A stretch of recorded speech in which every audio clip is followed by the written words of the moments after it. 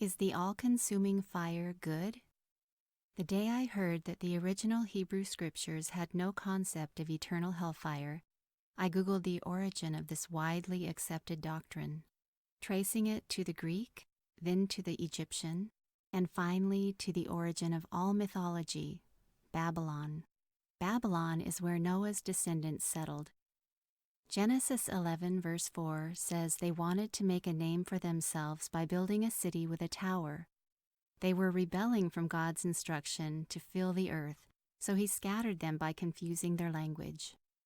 And God blessed Noah and his sons and said to them, "Be fruitful and multiply and fill the earth." Genesis 9 verse 1. Before the incident at the Tower of Babel, the whole world had one language and a common form of speech. Genesis 11 verse 1. Noah and the flood, the Tower of Babel, eternal hellfire. Who can know what is true? Names change in different languages and details morph, yet some of today's mythological stories still retain a few telltale similarities. Which came first, truth or mythology? What if truth inspired all mythology, instead of the common belief that it is the other way around? Is it wise to automatically believe something for whatever reason without question? Would truth ever lack evidence of its existence and require blind faith? The Bible teaches quite the opposite. Our Creator has given mankind His Word, and it's called truth. Reality can be tested, and it also tests us. The word of truth has been established, and it flat out teaches us how to spot a lie. Anyone who adds to or takes away from our Creator's commandments is a liar. A false prophet is anyone who tries to draw us away from Jehovah and His commandments. Jesus, his Hebrew name Yahushua, meaning Jehovah is salvation, confirmed the Hebrew scriptures, the Torah, prophets, and writings, as truth. Set them apart by the truth. Your word is truth. John 17 verse 17. If mankind has been given the word of truth, then it can be proven.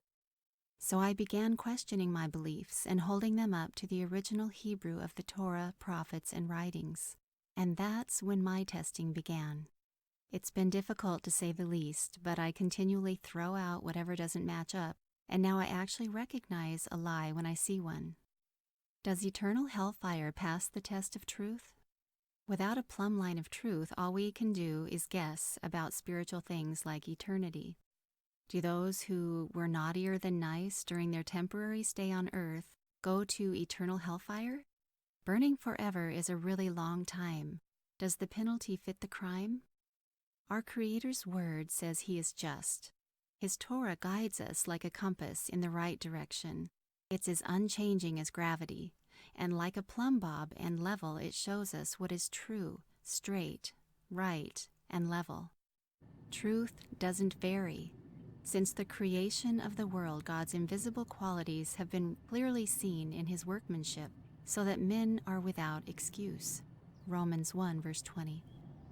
This is what I found when I tested my belief in the afterlife to the perfect word of truth. Where do people go when they die? The Hebrew tells us all people go to Sheol, the grave, and return to the dust. Sheol is the place where our bodies go when we die.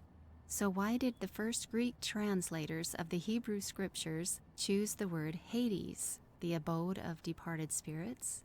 Wasn't the Greek word taphos, a place for burial, or tomb, a better match?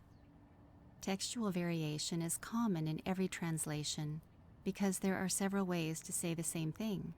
But discovering translator bias helped me understand why it is called one's glory to search out what has been concealed. It is the glory of God to conceal a matter, and the glory of kings to search it out. Proverbs 25 verse 2. A little history behind our English translations.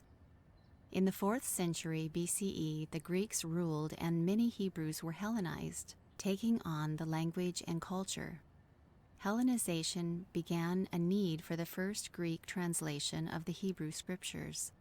The Septuagint, meaning 70, was completed around 132 BCE. Fast forward to the 1st century AD, and we read what Yahushua, or Jesus, had to say about all that had been added, taken away, and misunderstood by the religious leaders. Disputes between the traditional Hebrews and those who had combined Hellenism had caused division, one that is addressed by Paul in his letters to the Galatians and Ephesians. There is one God, and we are all one in him. Galatians 3 verse 28 and Ephesians 4 verse 6. When St. Jerome translated the Latin Vulgate from the Hebrew in 380 AD, his Latin word choice for Sheol was infernum. English derives its word inferno from the Latin, so you can imagine how much fuel that added to the eternal hellfire doctrine. This translator bias has routed its way from Greek to German to Old English. The majority of translators would have been looking for an equivalent word for the Greek Hades, completely unaware of the original Hebrew word Sheol. When the Old English Germanic root hell was chosen, Teutonic and Scandinavian Norse mythology came attached with the translation.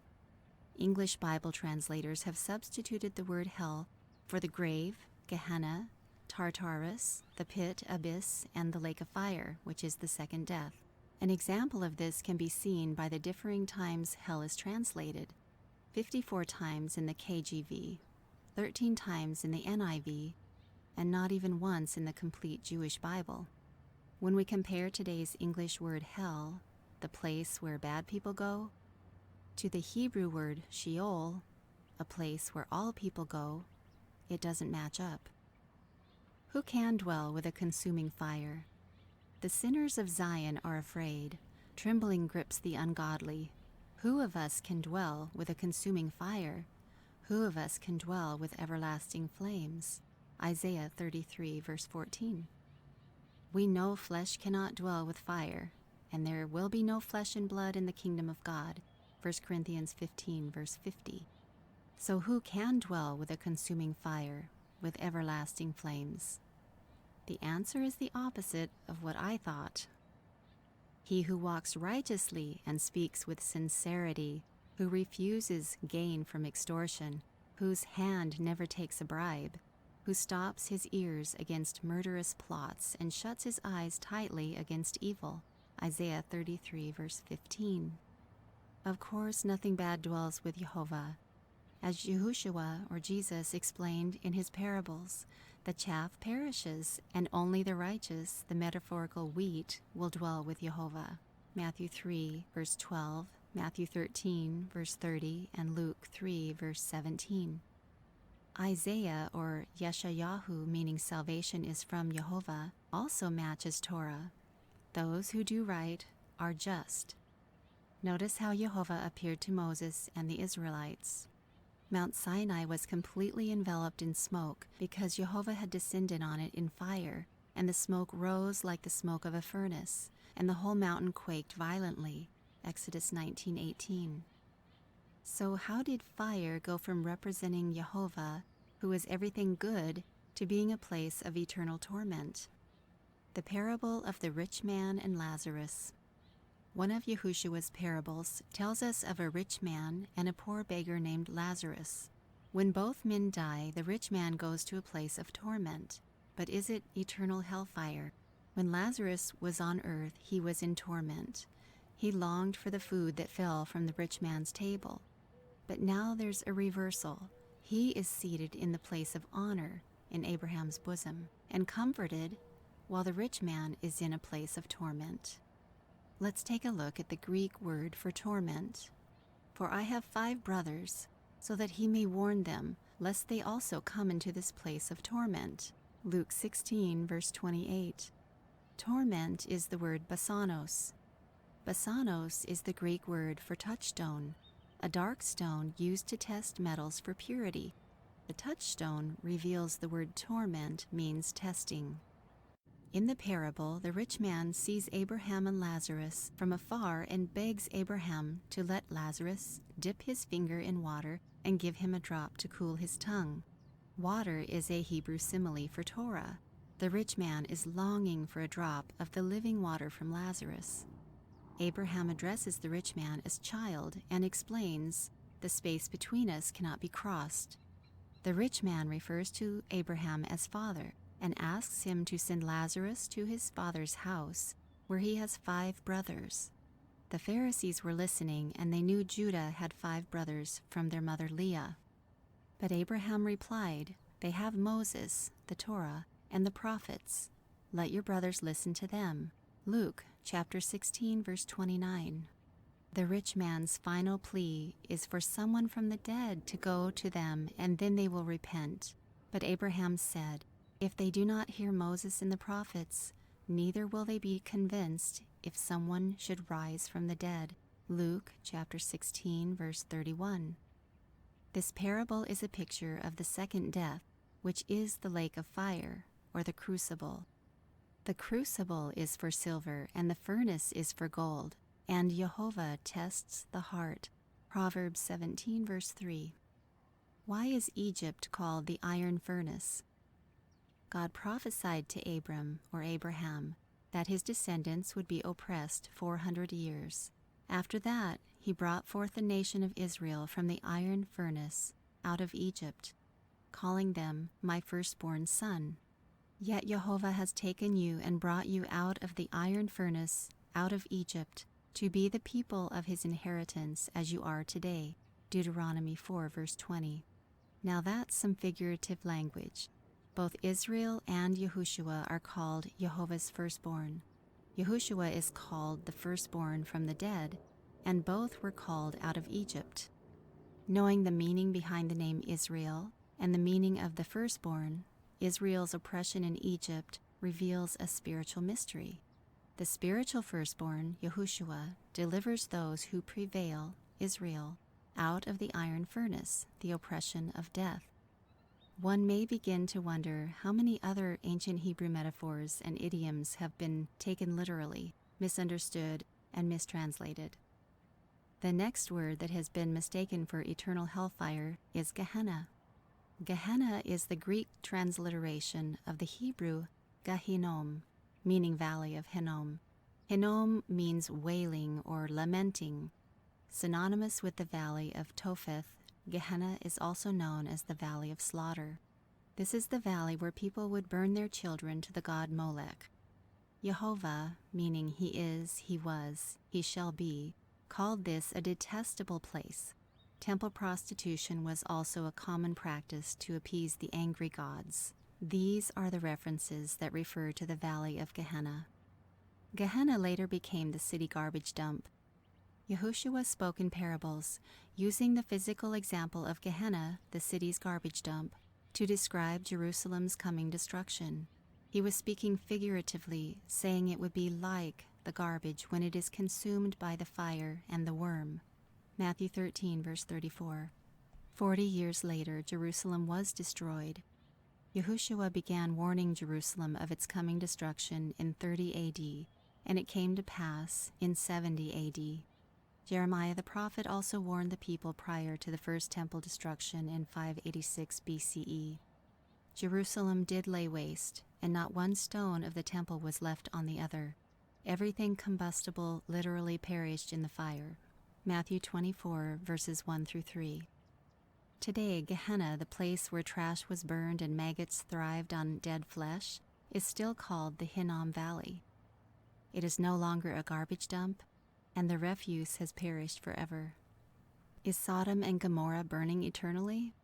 In like manner, Sodom and Gomorrah and the cities around them, who indulged in sexual immorality and pursued strange flesh, are on display as an example of those who sustain the punishment of eternal fire. Jude 1, verse 7, and Genesis 19, verse 24. Anyone who visits the desert of Sodom and Gomorrah today will notice that it is not eternally burning. Before it was forever destroyed by fire, the Bible says it was a well-watered garden, Genesis 13, verse 10. The Hebrew word olam and the Greek word aion do not always mean eternal. Both also refer to age-lasting, perpetual, from one point to the next or until death. What lies beyond our understanding is called le'olam in Hebrew. Tartarus is a dark, deep pit or abyss, but is it hellfire? O Jehovah, you have brought up my soul from Sheol. You have kept me alive, that I may not go down to the pit. Psalm 30, verse 3. The Hebrew word pit is bor, and often used as a synonym for Sheol, the grave. For if God did not spare the angels or messengers when they sinned, but cast them into hell, the grave, 2 Peter 2, verse 4. The Greek word Tartarus is translated into English as hell. Originally an Egyptian word borrowed by the Greeks, it refers to the darkest, deepest, or bottomless pit. Below are two other references of a dark abyss or grave. And the angels who did not stay within their own domain, but abandoned their proper dwelling, he keeps under darkness in eternal chains for judgment on that great day. Jude 1, verse 6. And the demons, or adverse spirits, kept begging Jesus not to order them into the abyss. Luke 8, verse 31. The abyss, bottomless pit, grave are all referring to the same place, the place where the destroyer angel, Abaddon, or Apollyon, the beast, the devil and his angels, the demons, the dragon, the serpent are destined, which are all synonyms for Satan, meaning adversary.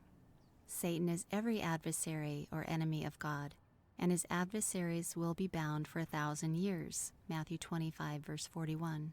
He seized the dragon, the ancient serpent, who is the devil and Satan, and bound him for 1,000 years, Revelation 20, verse 2. Translators have taken the liberty of adding their mythological bias to our Creator's spiritual metaphors. Words like demon, dragon, and devil do not exist in the original Hebrew. The serpent represented Ha-Satan, the adversary, as first noted in the Garden of Eden. The outer darkness and furnace of fire. Yahushua uses the phrase outer darkness in his parables describing those outside of God's kingdom, a place where there will be weeping and gnashing of teeth, Matthew 8, verse 12. Weeping and gnashing teeth describe some very upset and angry people. Not only are they cast outside the kingdom, don't miss the same description of weeping and gnashing of teeth that links the outer darkness to the furnace of fire, or the crucible. And throw them into the furnace of fire, where there will be weeping and gnashing of teeth, Matthew 13, verse 42. What or who is the furnace of fire? We read of the smoking furnace in Genesis 15, verse 17, the fiery furnace that consumes Jehovah's enemies in Psalm 21, verse 9, the lake of fire or the crucible, which is the second death, in Revelation 20, verse 14. Did you notice death and hell, or the grave, are destroyed in the crucible at the second death? The lake of fire is the second death, Revelation 20, verse 14. He who has an ear, let him hear what the Spirit says to the assemblies. The one who is victorious will not be harmed by the second death, Revelation 2, verse 11. The last enemy to be destroyed is death, 1 Corinthians 15, verse 26. The lake of fire describes a crucible. It's called the second death because now we are in the first death, or time of testing and purification. Remember, death is the last enemy to be destroyed. Death is not eternal. It will be swallowed up, Isaiah 25, verse 8. Where, O death, is your victory? Where, O death, is your sting? Hosea 13, verse 14. The outer darkness also refers to the crucible, which is the second death. Neither metaphor supports the eternal hellfire doctrine. Is the fiery furnace the all-consuming fire? The Torah and prophets reveal the figurative language of ancient Hebrew. What does fire do? It cleanses away waste, it purifies, and gives life to those who are freezing to death. Jehovah is the all-consuming fire, the fiery furnace, or smelting pot, the torch, or lightning, the pillar of cloud or smoke, and the fire pot. See, I have refined you, but not as silver. I have tested you in the furnace of affliction. Isaiah 48, verse 10. For you, O God, have tested us. You have refined us like silver. Psalm 66, verse 10. For in doing so you will heap burning coals on his head. Proverbs 25, verse 22. When we shine our Creator's merciful loving kindness, it's like the light of a fire. It's that powerful, like the burning coals Isaiah describes in Isaiah 6, verse 7. Figurative burning coals don't literally burn, they are spiritually convicting and ultimately purifying. The mythological concept of eternal hellfire came from our ignorance of the all-consuming fire. When tested, it does not match up to the plumb line of Jehovah's original, perfect, unchanging word of truth. Jehovah's judgments are corrective. They are not unjust, out of proportion, or cruel. They teach us righteousness. Isaiah 26, verse 9. Like a loving father, he corrects those he loves. Deuteronomy 8, verse 5. And it is our obedience that leads to righteousness. Romans 6, verse 16. This third I will bring through the fire. I will refine them like silver and test them like gold. They will call on my name, and I will answer them. I will say, they are my people, and they will say, Jehovah is our God. Zechariah 13, verse 9. For everyone will be salted with fire. Salt is good. Mark 9, verse 49. Thank you for listening.